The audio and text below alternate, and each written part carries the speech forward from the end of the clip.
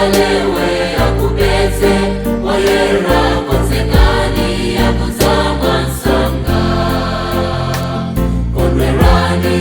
atiko kujimbuye akubera konsekani yakuzama nsanga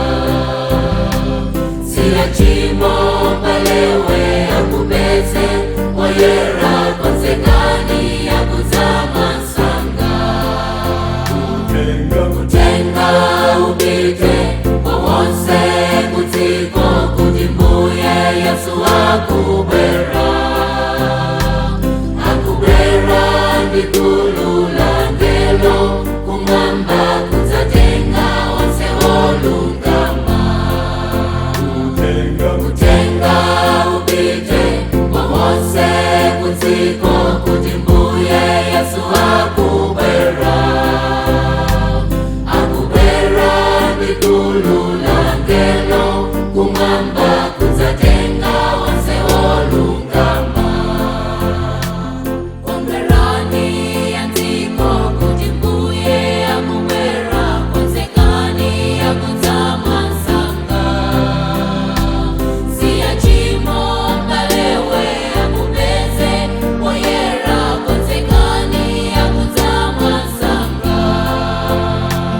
kongerani yatiko kujimbuye akubera konsekani yakuzama nsanga siyachimo mbalewe akubeze wayera konsekani yakuzama nsanga kutenga ubite kwa wonse kutiko kujimbuye Yesu akubera ndikulula ngelo kumamba kutatenga wonse olungama kutenga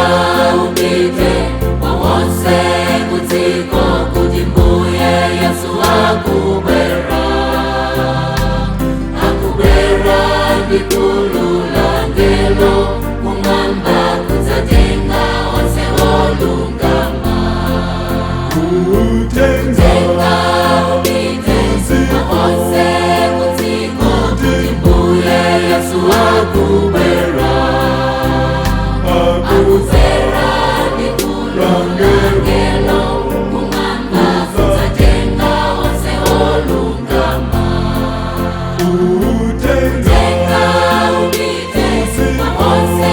kutiko kujimbuye Yesu akubera ndikulula ngelo kumamba kutatenga wonse olungama akubera